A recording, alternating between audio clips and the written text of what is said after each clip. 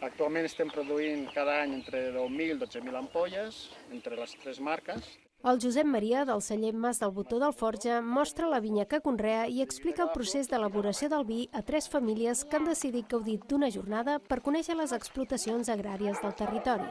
Ho han fet en el marc de la 4ª edició del Benvinguts a Pagès, una iniciativa que vol apropar el sector agrari a les famílies. Nosaltres hi hem participat des d'un principi perquè veiem que era una oportunitat d'arribar a un públic que no tenim acostumat a rebre, que és el públic més familiar, i que nosaltres habitualment estem més abocats, diguéssim, a un públic més de wine lovers, d'amants del vi, de gent interessada molt més pel vi. És una experiència molt bona perquè així ens coneixem els sectors que molts cops no es veuen, que és el treball de la terra, i quan a nosaltres ens arriba l'aliment el coneixem d'una altra forma. Durant la visita, les famílies han pogut veure des de la màquina que desgrana el raïm fins on s'embotella el vi, passant per les tines de fermentació i la sala de criança. Una visita molt agradable, sempre aprens coses noves. El guia del celler Mas del Botó ens ha explicat tot el procés des de que es planta, creix la vinya,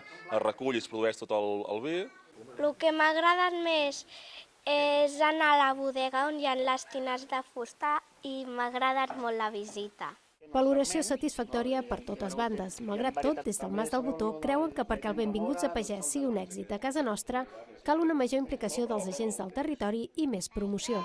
El que és a Tarragona jo crec que s'hauria de fer més incís, potser a nivell de les escoles i tot això, que hi ha aquest tipus d'activitats. La visita ha acabat amb un tas de vins o de mosta, en el cas dels infants, acompanyat de productes de proximitat com embotits o formatges fets al forja.